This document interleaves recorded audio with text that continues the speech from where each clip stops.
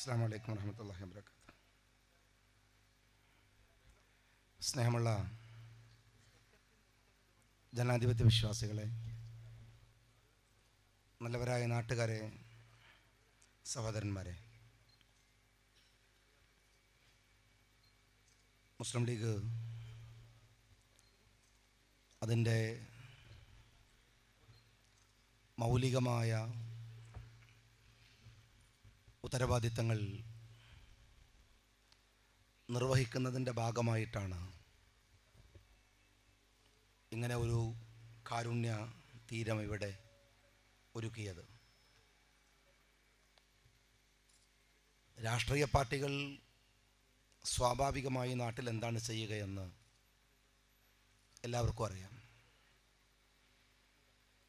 ഗവൺമെൻറ്റിൽ നിന്ന് ലഭിക്കുന്ന ആനുകൂല്യങ്ങൾ ആളുകൾക്ക് എത്തിച്ചു കൊടുക്കുന്ന ഒരു ഇടനിലക്കാരൻ്റെ പണിയാണ്, ഒരു ബ്രോക്കറുടെ പണിയാണ് രാഷ്ട്രീയക്കാരൻ്റെ പണി എന്നാണ് നമുക്കറിയാവുന്ന കാര്യം. ഒരു സഹായത്തിന് നമ്മൾ ഒരു പൊതുപ്രവർത്തകൻ്റെ അടുത്ത് പോയി ചോദിച്ചാൽ അയാൾ പറയും, ഞാൻ പഞ്ചായത്ത് മെമ്പറെ വിളിച്ച് നോക്കട്ടെ, MLA വിളിക്കട്ടെ, ജില്ലാ പഞ്ചായത്ത് മെമ്പറെ വിളിക്കട്ടെ, MP യോട് ചോദിക്കട്ടെ എന്നാണ്. മുസ്ലിം ലീഗുകാരൻ്റെ അടുത്ത് നിങ്ങൾ ഒരു സഹായത്തിന് പോയാൽ ആദ്യം നോക്കുന്നത് തൻ്റെ പോക്കറ്റിലാണ്. കഴിയാവുന്ന സഹായം ചെയ്തു കൊടുക്കും. രണ്ടാമത് വിളിക്കുന്നത് KMCCക്കാണ്, എന്ത് ചെയ്യാൻ പറ്റുമെന്ന് ചോദിക്കും. മൂന്നാമത് നാട്ടിലെ കൊള്ളാവുന്ന പൗരപ്രമുഖന്മാരെ വിളിച്ച് അവരോട് ചോദിക്കും, എങ്ങനെയാണ് നമുക്ക് ഇയാളെ ഒന്ന് സഹായിക്കാനാവുക. മുസ്ലിം ലീഗിൻ്റെ രാഷ്ട്രീയ രീതികളും പരിപാടികളും അങ്ങനെയാണ്. മുസ്ലിം ലീഗ് ഒരു സംസ്കാരമാണ്. KMCC കണ്ണൂർ ജില്ലയിലെ ഈ KMCCയുടെ മാടായിലെ പ്രവർത്തകന്മാർ ഒരു വലിയ സൗധം, ഒരു വലിയ സ്വപ്നം പണിയാൻ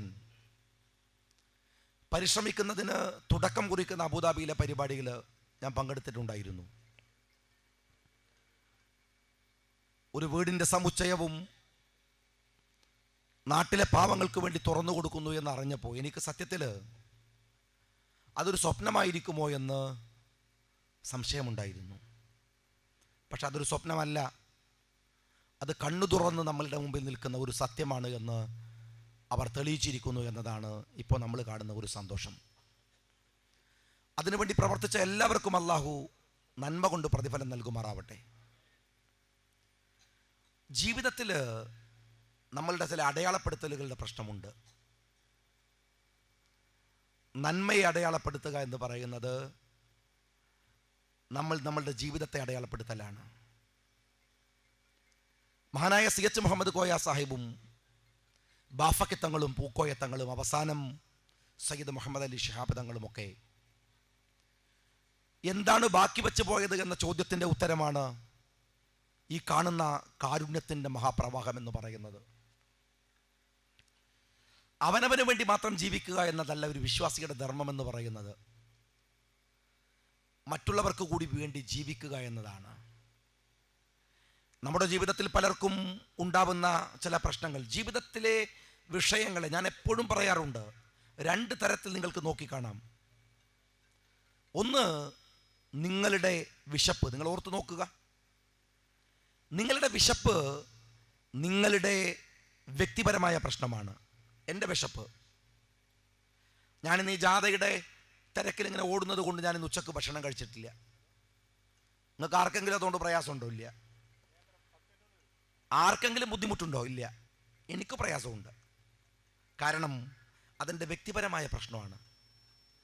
അതെൻ്റെ വിശപ്പ് എൻ്റെ വ്യക്തിപരമായ പ്രശ്നമാണ്. അതുകൊണ്ട് എനിക്കൊരു അസിഡിറ്റി വന്നാൽ, അതുകൊണ്ട് എനിക്കൊരു രോഗം വന്നാൽ അള്ളാഹു എന്നെ അതിൻ്റെ പേരിൽ നരകത്തിലൊന്നും ഇടില്ല.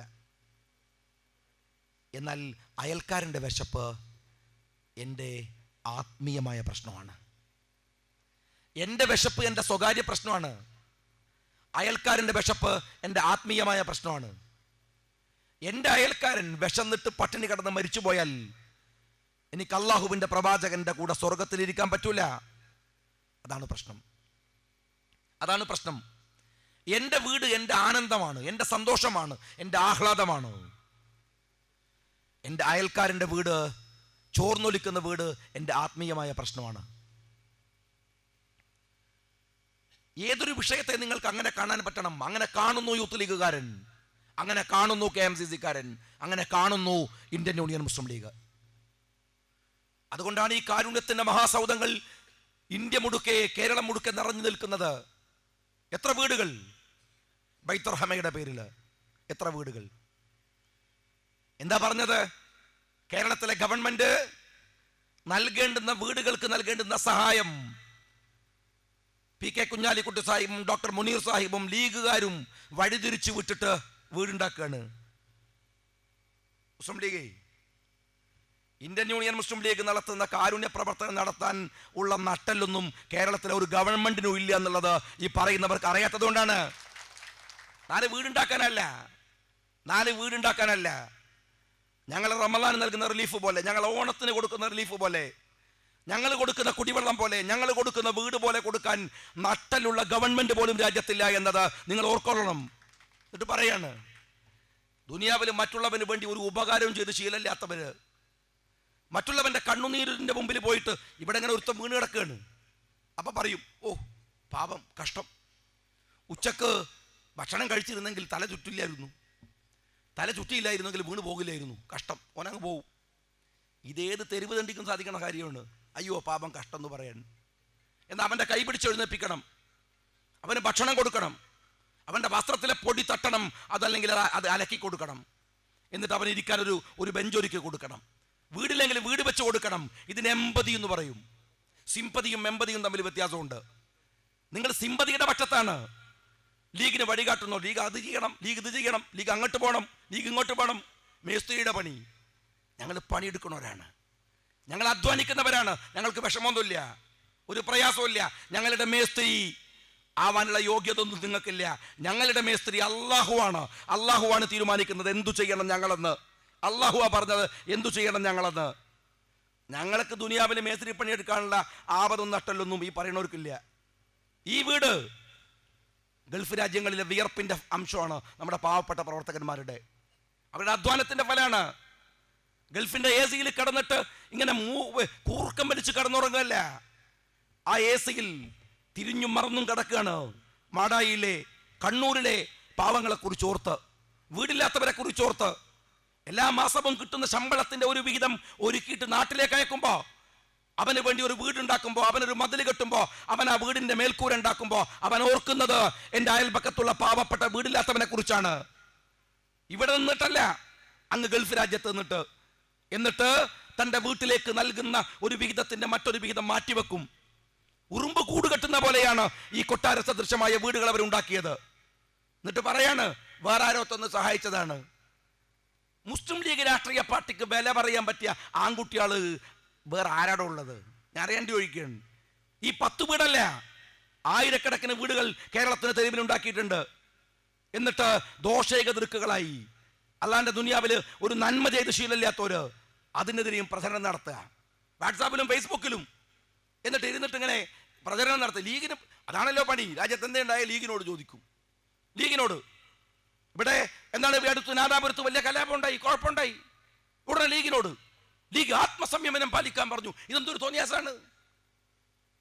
ഞങ്ങൾക്ക് അങ്ങനെ സൗകര്യമുള്ളൂ. ഞങ്ങൾ ആത്മസംയമനം പാലിക്കാൻ പറഞ്ഞത് ലീഗുകാരോടാണ്, എന്നോടല്ല. നീ പോയി വെട്ടടോ, നീ പോയി കുത്ത്.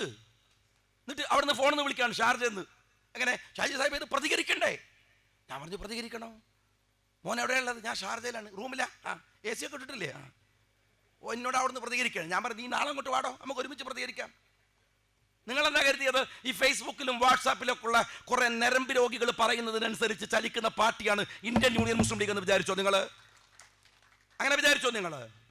ലീഗിന് നിലപാടുണ്ട്, പരിപാടിയുണ്ട്, എന്ത് ചെയ്യണമെന്നറിയാം. 10-65 കൊല്ലായി ലീഗിനിട്ട് ചൊരക്കാൻ നടക്കണവര് രാജ്യത്തൊരു മനുഷ്യന്റെ കണ്ണുനീരൊപ്പിയിട്ടുണ്ടോ നിങ്ങൾ? ഞങ്ങൾ എത്ര CH സെന്ററുകൾ, ഇതാ ഇബ്രാഹിം കുട്ടി തിരുവട്ടൂർ പറകലുണ്ട്. അബുദാബിയിലെ മാടായി KMCC CH സെന്ററിനെ അകമടിഞ്ഞ് സഹായിക്കുന്നവരാണ്. അബുദാബിയിലെ എല്ലാ കമ്മിറ്റിക്കാരും KMCC-ക്കാർ. തളിപ്പറമ്പിൽ ഉള്ള CH സെന്റർ, നമ്മളുടെ പരിഹാരത്തുള്ള ഹോസ്പിറ്റലിനോട് ചേർന്നുള്ള CH സെന്റർ, എന്തെല്ലാം പ്രവർത്തനങ്ങൾ! കനിവിന്റെ മഹാപ്രപഞ്ചമുണ്ടാക്കി വെക്കുന്നവര്. ഞാൻ നിങ്ങളോട് ചോദിക്കട്ടെ, നിങ്ങൾ ഓർക്കണം, മനുഷ്യന്റെ സങ്കടങ്ങളെ ഏറ്റെടുക്കാൻ നമുക്ക് കഴിയണം, അവന്റെ പ്രയാസങ്ങൾ ഏറ്റെടുക്കാൻ കഴിയണം, അവന്റെ ദുഃഖങ്ങൾ ഏറ്റെടുക്കാൻ കഴിയണം. അത് അള്ളാഹു നമ്മളെ ഏൽപ്പിച്ച ബാധ്യതയാണ്. ആരാധനകൾ കൊണ്ട് തീരുന്ന മതമല്ല ഇസ്ലാം. ആരാധനകൾ കൊണ്ട് അവസാനിപ്പിക്കാവുന്ന മതമല്ല ഇസ്ലാം. ആരാധനകൾ എന്ന് പറയുന്നത് നമ്മളും അള്ളാഹുവും തമ്മിലുള്ള ഇടപാടാണ്. നാട്ടുകാർക്ക് കാര്യമൊന്നുമില്ല, നാട്ടുകാർക്കൊരു കാര്യമില്ല, നമ്മളും അള്ളാഹുവും തമ്മിൽ. എന്നാൽ ആദാബുകൾ എന്ന് പറഞ്ഞിട്ട് കുറച്ച് കാര്യമുണ്ട്. അത് നമ്മളും അള്ളാഹുവും തമ്മിലുള്ളതല്ല, അള്ളാഹുവും നമ്മളെ ഏൽപ്പിച്ച ഈ നാട്ടിന്റെ ഉത്തരവാദിത്താണ്. അതാണ് അയൽക്കാരന്റെ വിശപ്പ് നീ നോക്കണമെന്ന് പറയുന്നത്, മറ്റുള്ളവന്റെ കഷ്ടപ്പാട് ബുദ്ധിമുട്ടുകൾ നോക്കണമെന്ന് പറയുന്നത് നമ്മളെ ഏൽപ്പിച്ച ഉത്തരവാദിത്താണ്. വിശ്വാസിയുടെ ബാധ്യതയാണത്. ആ ബാധ്യത ഏറ്റെടുക്കാൻ നമുക്ക് കഴിയണം. എല്ലാവരുടെ സങ്കടങ്ങളും ഏറ്റെടുക്കാൻ കഴിയണം. ആ സങ്കടങ്ങൾ ഏറ്റെടുക്കാൻ കഴിയുന്ന മനസ്സുള്ളവർക്ക് മാത്രമാണ് അവർ മുസ്ലിം ലീഗ് രാഷ്ട്രീയ പാർട്ടി അത് തളരാതെ പോകുന്നത്. നിങ്ങളൊന്നും വിചാരിക്കേണ്ട, അത്ഭുതമൊന്നുമല്ല.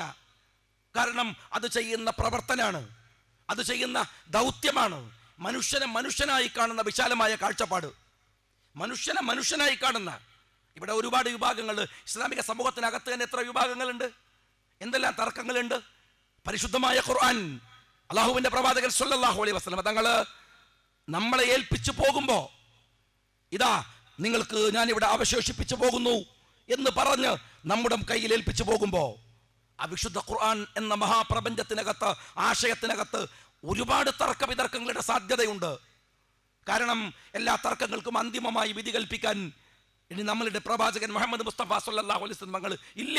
ഇനി പ്രവാചകനും വരാനില്ല. തർക്കങ്ങൾ ഉണ്ടാവും. എന്റെ പിറകിൽ ഇതാ താബിയു താബിയങ്ങളെ നിങ്ങൾ മാതൃകയാക്കണമെന്ന് പറഞ്ഞു. താബിയു താബിയങ്ങൾ വന്നു. അബൂബക്കർ സിദ്ദീഖ് റളിയല്ലാഹു അൻഹു, ഉമർ റളിയല്ലാഹു അൻഹു, ഉസ്മാൻ റളിയല്ലാഹു അൻഹു, അലി റളിയല്ലാഹു അൻഹു. മൂന്നാമത്തെയും നാലാമത്തെയും ഖലീഫമാർ വരുമ്പോഴേക്കും അവർക്കിടയിൽ തർക്കത്തിന്റെ സാധ്യതകൾ ഉടലെടുത്തു. തർക്കമുണ്ടായി. മുസ്ലിങ്ങൾ എവിടെയാണ് നിന്നത്? ഉസ്മാൻ റളിയല്ലാഹു അൻഹുവിന്റെ കൂടെയാണോ അലി റളിയല്ലാഹു അൻഹുവിന്റെ കൂടെയാണോ? മുസ്ലിങ്ങൾ ഇസ്ലാമിന്റെ കൂടെ നിന്നു. അലി റളിയല്ലാഹു അൻഹുവിന്റെ പേര് പറഞ്ഞ് ഇസ്ലാമിൽ കുഴപ്പമുണ്ടാക്കാൻ വന്നവരോ ഇസ്ലാമിന്റെ പടിക്ക് പുറത്തു പോയി. ഷിയാക്കൾ പടിക്ക് പുറത്തു പോയി. നമ്മൾ ഇസ്ലാമിന്റെ കൂടെ നിന്നു. തർക്കങ്ങൾ ഉണ്ടാവാൻ പാടില്ലെന്ന് വാദിക്കരുത്, അനാരോഗ്യകരമാവരുതെന്ന് മാത്രം. തർക്കങ്ങൾ ഉണ്ടാകും. ഈ തർക്ക വിതർക്കങ്ങൾ ഉണ്ടാകുന്ന മുസ്ലിം കമ്മ്യൂണിറ്റിക്ക് നിൽക്കാൻ ഒരു പ്ലാറ്റ്ഫോം വേണ്ടേ? ഒരു പ്ലാറ്റ്ഫോം. ലീഗ് ചെയ്യുന്ന ദൗത്യം നിങ്ങൾ മനസ്സിലാക്കണം. ആർക്കാ പറ്റിയത്? ഒരുമിച്ചിരിക്കാൻ കഴിയുന്ന ഒരു പ്ലാറ്റ്ഫോം ആരാണ്? ഇവിടെ കോൺഗ്രസുകാരുണ്ട്, ഇവിടെ ജനതാദളുകാരുണ്ട്, ഇവിടെ ഒരുപാട് രാഷ്ട്രീയ പാർട്ടികളുണ്ട്. ആ പാർട്ടിയിൽ സുന്നിയില്ലേ? ആ പാർട്ടികളിലൊക്കെ മുജാഹിദില്ലേ? ആ പാർട്ടികളിലൊക്കെ തബ്ലീഗുകാരില്ലേ? ആ പാർട്ടികളിലൊക്കെ ദക്ഷിണ കേരളക്കാരില്ലേ? ആ പാർട്ടികളിലൊക്കെ സംസ്ഥാനക്കാരില്ലേ? എല്ലാവരും ഉണ്ടല്ലോ. രാഷ്ട്രീയ പാർട്ടി എന്താണ്? കോൺഗ്രസ്, ലീഗ് അല്ലെങ്കിൽ മറ്റേതെങ്കിലും പാർട്ടി. അവന്റെ പ്രത്യേക ശാസ്ത്രം എന്താണ്? ഒന്നുകിൽ സുന്നി, അല്ലെങ്കിൽ മുജാഹിദ്, അല്ലെങ്കിൽ വേറെ എന്തെങ്കിലും അല്ലേ? അങ്ങനെയാണ്. എന്നാൽ മുസ്ലിം ലീഗ് രാഷ്ട്രീയ പാർട്ടിയുടെ അസ്തിത്വത്തെ തകർക്കാൻ വന്നവരാരായിരുന്നാലും അവരങ്ങനെയല്ല. അവരുടെ രാഷ്ട്രീയം എന്താണ്? രാഷ്ട്രീയം NDF ആണ്. മതോ അതും NDF ആണ്. ഒരു NDF-കാരൻ SKSSF അല്ല, ഒരു NDF-കാരൻ SYS അല്ല, ഒരു NDF-കാരൻ ISM അല്ല. അവന് രാഷ്ട്രീയവും മതവും ഒന്നാണ്. നിങ്ങൾ ജമാഅത്തെ ഇസ്ലാമിക്കാരനെ എടുക്ക്. ജമാഅത്തെ ഇസ്ലാമിക്കാരനോട് ചോദിച്ചാൽ അവന്റെ മതം ജമാഅത്തെ ഇസ്ലാമിയാണ്. രാഷ്ട്രീയമോ ജമാഅത്ത് ഉണ്ടാക്കിയ അവന്റെ പാർട്ടിയുമാണ്. അവൻ കോൺഗ്രസ് അല്ല, അവൻ CPM അല്ല, അവൻ സുന്നിയല്ല, അവൻ മുജാഹിദുമല്ല, അവൻ തബ്ലീഗുമല്ല. ഇതെങ്ങനെയാണ്? ഇവർക്കെങ്ങനെയാണ് സമുദായത്തിന്റെ പ്ലാറ്റ്ഫോം ആകാൻ കഴിയുക? സമസ്ത കേരള ജംഇയ്യത്തുൽ ഉലമയുടെ അനുഷദ്യനായ മറുവാക്കില്ലാത്ത നേതാവ്, മുസ്ലിം ലീഗിന്റെ സംസ്ഥാന അധ്യക്ഷൻ, അതറിഞ്ഞുകൊണ്ട് തന്നെ കേരളത്തിലെ മുജാഹിദ് പ്രസ്ഥാനത്തിന്റെ അമരക്കാർ, നേതാക്കന്മാർ, അവർ ഇന്ത്യൻ യൂണിയൻ മുസ്ലിം ലീഗിന്റെ കൂടെ നിൽക്കുകയും ലീഗിന്റെ കൊടി പിടിക്കുകയും ചെയ്യുന്നു. ഒരുമിച്ച് ഇത് ഒരു കൂട്ടായ്മയാണ്. ഇവിടെ നിൽക്കുന്ന ഈ വീടുകളുണ്ടല്ലോ, ആ വീടുകൾ ചേർത്തു വെച്ചത് ഒരു നന്മയാണ്. അതുപോലെയാണ് കേരളത്തിലെ മുസ്ലിം ഉമ്മത്തിനെ ഈ പച്ചപ്പതാക ചേർത്തു വെക്കുന്നത്. ഒരു നന്മയാണത്. ആ നന്മ ജമാഅത്താണ്. ഒരുമിക്കുന്നവന്റെ കൂടെ അള്ളാഹു, ഭിന്നിക്കുന്നവന്റെ കൂടെ അള്ളാഹു ഉണ്ടാവില്ല എന്ന് മാത്രമല്ല പ്രവാചകൻ പറഞ്ഞത്, അവർ നരകത്തിലാണ്. അള്ളാഹു കാത്തു രക്ഷിക്കുമാറാവട്ടെ. ഭിന്നിപ്പുകളെ തടുക്കാൻ കഴിയണം. ഒരുമിച്ച് നിന്ന് എന്നാൽ ഈ കാണുന്ന വീടുകൾ മാത്രമല്ല, കൊട്ടാരങ്ങൾ നിങ്ങൾക്ക് ഉണ്ടാക്കാൻ കഴിയും. മാടായിലെ കുറച്ച് പ്രവർത്തകർ, ഇത്തിരി പോന്നവർ, അവരുടെ കൈവെള്ളയിൽ നിന്ന് വന്ന കൊച്ചു കൊച്ചു പണത്തിന്റെ തുട്ടുകൾ ഒരുമിച്ച് ചേർത്താണ് ഈ കൊട്ടാരം, ഈ പുഷ്പം ഇവിടെ വിരിയിച്ചത്. ഇത് മാടായിൽ വിരിഞ്ഞ ഒരു കെട്ടിടമല്ല, ഇത് കേരളത്തിന്റെ ഹൃദയത്തിൽ വിരിഞ്ഞ ഒരു പനിനീർ പുഷ്പമാണ്. അത് വിരിയണം, അതിൻ്റെ മണം കേരളം മുഴുവൻ ആഞ്ഞടിക്കണം, അതിൻ്റെ മുഴുവൻ ആഞ്ഞടിക്കണം. ആ മണത്തിൻ്റെ സൗന്ദര്യത്വമാണ്, അതിൻ്റെ മണത്തിൻ്റെ സുഗന്ധമാണ്, ആ സുഗന്ധത്തിൻ്റെ സൗന്ദര്യമാണ് ഇന്ത്യൻ യൂണിയൻ മുസ്ലിം ലീഗ് എന്ന് പറയുന്നത് എന്ന് നമുക്ക് പറയാൻ കഴിയണം. അതിന് കഴിയണം. ഞാൻ നിങ്ങളോട് പറയുന്നു, നമ്മളുടെ ജീവിതം അടയാളപ്പെടുത്തപ്പെട്ടതാകണം. എല്ലാവരോടും ഞാൻ പറയുന്നത്, നമുക്ക് ഒരു സ്വകാര്യമായ അള്ളാഹുവിനോട് മാത്രം പറയാൻ കഴിയുന്ന നന്മകൾ ജീവിതത്തിൽ ബാക്കി വെക്കണം. ആ നന്മകൾ ബാക്കി വെക്കാൻ നമുക്ക് കഴിയണം. ഒരു നന്മ നിങ്ങൾക്കൊക്കെ ഉണ്ടാവണം. ഒരു സങ്കടം വരുമ്പോൾ അള്ളാഹുവിനോട് നേർക്കുനേരെ നിന്ന്, അള്ളാഹുവേ എനിക്കിത് നിവർത്തിച്ചു തരണമെന്ന് പറയുമ്പോൾ, അള്ളാഹുവേ ഞാനത് ചെയ്തത്, ഞാനങ്ങനെ പ്രവർത്തിച്ചത്, ഞാനങ്ങനെ നിന്നത്, ഞാൻ അള്ളാഹുവിൽ മാത്രമുള്ള വിശ്വാസം കൊണ്ടാണ്, അള്ളാഹുവിനെ മാത്രം പ്രതീക്ഷിച്ചാണ്, അള്ളാഹുവിൻ്റെ പ്രതിഫലം മാത്രം പ്രതീക്ഷിച്ചാണ്. അങ്ങനെ പറയാൻ ജീവിതത്തിൽ ഒരു നന്മയെ നിങ്ങൾ ഒരുക്കി വെക്കണം. ഞാൻ എല്ലാവരോടും പറയുന്നു, ഒരു നന്മ അയൽക്കാരൻ്റെ സുഖമാവാം, അവൻ്റെ സന്തോഷമാവാം, അവൻ്റെ വേദനയിലെ പങ്കാളിത്തമാകാം. ചുറ്റുപാടും ഒരുപാട് സങ്കടമുണ്ട് സഹോദരന്മാരെ, ഒരുപാട് സങ്കടം. കണ്ണു തുറന്ന് കാണണം, മക്കളെ കൊണ്ടുപോയി കാണിപ്പിക്കണം. ഞാൻ KMCC-കാരോടും പറയുന്നു, മക്കളെ കൊണ്ടുപോയി കാണിപ്പിക്കണം. നിങ്ങളൊരു പക്ഷേ ഈ കാണുന്ന കൊച്ചു വീടുകളുണ്ടല്ലോ, അത് നമുക്കൊക്കെ ഒരു കൊച്ചു വീടാണ്. പക്ഷേ ആ കൊച്ചു വീട് ഒരു സ്വർഗം പോലെ വിചാരിക്കുന്ന ആളുകൾ നമുക്കിടയിൽ പുഴുക്കളെ പോലെ ജീവിക്കുന്നുണ്ട്. അവരെക്കുറിച്ച് ഓർക്കണം. ഒരു നേരത്തെ മരുന്ന് വാങ്ങാൻ കഴിയാത്തവർ ഇപ്പോഴും ഉണ്ട് നമുക്കിടയിൽ. മക്കളുടെ രോഗം കൊണ്ട് ബുദ്ധിമുട്ടുന്നവർ ഒരുപാടുണ്ട്. മെന്റലി റിട്ടയർഡായ കുട്ടികൾ. എനിക്കറിയാം, അബുദാബിയിൽ തന്നെയുള്ള ഒരു വലിയ ബിസിനസ്സുകാരൻ ഈ അടുത്ത് ഒരു യാത്രാ മധ്യേ അദ്ദേഹത്തെ എനിക്കൊരാൾ പരിചയപ്പെടുത്തി തന്നു. അദ്ദേഹം എല്ലാ ബിസിനസ്സും ഒഴിവാക്കി നാട്ടിൽ വന്നതാണ്. എന്താ കാര്യം എന്നറിയോ? ഒരു കുട്ടിയുണ്ട്, ഒരു മകളുണ്ട്. ആ മകള് മലമൂത്ര വിസർജനം നടത്തുമ്പോൾ അത് ആ ഹ്യൂമൻ വേസ്റ്റ് അത് കഴിഞ്ഞാൽ വാരി തൻ്റെ വായിക്കകത്തേക്ക് ഇടുന്നത് തടുക്കാൻ കഴിയണമല്ല. രോഗിയാണ് കുട്ടി, മെൻ്റലി റിട്ടയർഡാണ്. ഞാൻ ഈ അടുത്ത് ഒരു സങ്കടം കേട്ടു. എൻ്റെ അടുത്ത് ഞാൻ പലയിടത്തും പറയാറുണ്ട്, ഒരു മനുഷ്യൻ വന്നിട്ട് പറഞ്ഞ ഒരു സങ്കടം. ഞാൻ എല്ലാ ദിവസവും അമ്പലത്തിൽ പോയി തിരിച്ചു വരുമ്പോൾ, ഇന്നലെ സാർ ഞാൻ അമ്പലത്തിൽ പോയി തിരിച്ചു വരുമ്പോൾ എൻ്റെ മോൾ എന്നെ കെട്ടിപ്പിടിച്ച് ഉമ്മ വെച്ചു. അതിനുശേഷം ഞാൻ ഉറങ്ങിയിട്ടില്ല സാർ. ഞാൻ ചോദിച്ചു, എന്താ കാര്യം? അയാൾ പറഞ്ഞു, ഞാനും എൻ്റെ ഭാര്യയും അമ്പലത്തിൽ പോകുന്നത്. 18 വയസ്സുള്ള എൻ്റെ മോള്, അവൾക്കറിയില്ല ഞാൻ അച്ഛനാണെന്ന്, ഇവൾ അമ്മയാണെന്ന്. കുട്ടിക്ക് മെൻ്റലി റിട്ടയർഡാണ്. കുട്ടി ബുദ്ധിയില്ല, ശരീരമുണ്ട്. ഒരു കൊച്ചുകുട്ടിയുടെ നിഷ്കളങ്കതയാണ് 18 വയസ്സുള്ള മോൾക്ക്. രാവിലെ അമ്പലത്തിൽ പോയി ഞങ്ങൾ പ്രാർത്ഥിക്കുന്നത്, ദൈവമേ ഞങ്ങൾ മരിച്ചു പോകുന്നതിന് മുമ്പ് എൻ്റെ മകളെ നീ മരിപ്പിക്കണമേ എന്നാണ്. അള്ളാഹു കാത്തുരക്ഷിക്കുമാറാവട്ടെ. ഈ സങ്കടം നമ്മുടെ ചുറ്റുമാണ്. ഈ സങ്കടങ്ങൾ അള്ളാഹുവിൻ്റെ സാന്നിധ്യമാണ്. ഈ വേദനകൾ അള്ളാഹുവിൻ്റെ സാന്നിധ്യമാണ്. കൊട്ടാരത്തിലല്ല അള്ളാഹുവിൻ്റെ സാന്നിധ്യം ഉണ്ടാവുക, കുടിലുകളിലാണ്.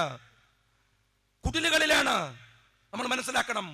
വേദനിക്കുന്നവന്റെ കൂടെ ഉണ്ടാവുക, അല്ലാതെ ഈ പാവപ്പെട്ട 10,000-കണക്കിന് മനുഷ്യന്മാര് ജീവിതത്തിൽ പാപം ചെയ്തത് കൊണ്ടല്ല അങ്ങനെ ആയിപ്പോയത്. പാപം ചെയ്തത് കൊണ്ടല്ല, മറിച്ച് അവരങ്ങനെ ആയിപ്പോയത് അള്ളാഹു അവരങ്ങനെ സൃഷ്ടിച്ചിട്ടാണ്. നമ്മളൊക്കെ ഈ 2 കയ്യും കാലും ആരോഗ്യമൊക്കെ ഉള്ളത് നമ്മൾ സുഹൃതം ചെയ്തിട്ടല്ല. പിന്നെ അവിടെയാണ് സാന്നിധ്യം.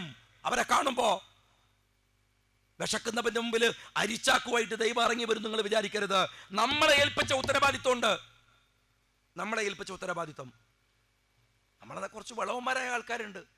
പള്ളി പോവാ, എന്നിട്ട് ദ്വാരക്കുക, അള്ളാഹുവേ അവരെ കാര്യം നോക്കണേ, ഇവരെ കാര്യം നോക്കണേ, മറ്റുള്ള കാര്യം നോക്കണേ, അത് കഴിഞ്ഞിട്ട് ഇൻ്റെ കാര്യം കൂടി നോക്കണേ, എന്നിട്ട് ഓൻ്റെ പണിയായിട്ട് നടക്കുക. ഒക്കെ അള്ളാഹ്ക്ക് പണി കൊടുക്കുകയാണ്. അള്ളാഹു ഏൽപ്പിച്ച കുറച്ച് പണിയുണ്ട്, ആ പണി എടുക്കണുണ്ടോ? അല്ലെങ്കിൽ ഇത് വരില്ല, അല്ലെങ്കിൽ ഈ വീടുകൾ ഉണ്ടാവില്ല. നിങ്ങൾ ഇവിടെ വീടുകൾ ഉണ്ടാവണമെന്ന് ഈ KMCC-യിലെ പ്രവർത്തകന്മാർ വിചാരിച്ചു, അവർ പ്രവർത്തിച്ചു, അള്ളാഹു അവരുടെ കൂടെ നിന്നു. അള്ളാഹു അവരുടെ കൂടെ നിന്നോ. മാറ്റങ്ങളുടെ വിപ്ലവങ്ങൾ ഉണ്ടാവണമെങ്കിൽ ദൈവത്തിന്റെ സാന്നിധ്യം ഉണ്ടാകണം. ദൈവത്തിന്റെ സാന്നിധ്യം ഉണ്ടാകണമെങ്കിൽ ദൈവം കാണിച്ച വഴികളിലൂടെ പോകണം. KMCCയുടെ യാത്ര അങ്ങനെയാണ്. അള്ളാഹു അതിന്റെ പ്രതിഫലം അവർക്ക് നൽകുമാറാവട്ടെ. അവരുടെ മനസ്സിനകത്ത് ഇനിയും ഒരുപാട് നന്മകൾ പെയ്യാനുള്ള മഹാകാരുണ്യം നിറക്കുമാറാവട്ടെ. ആ കാരുണ്യം ഈ മാടായിയുടെ മുകളിൽ ഒരു മഞ്ഞുകണം പോലെ അള്ളാഹു വിതറിക്കുമാറാവട്ടെ. അസ്സലാമു അലൈക്കും വറഹ്മത്തുള്ളാഹി വബറകാതുഹു.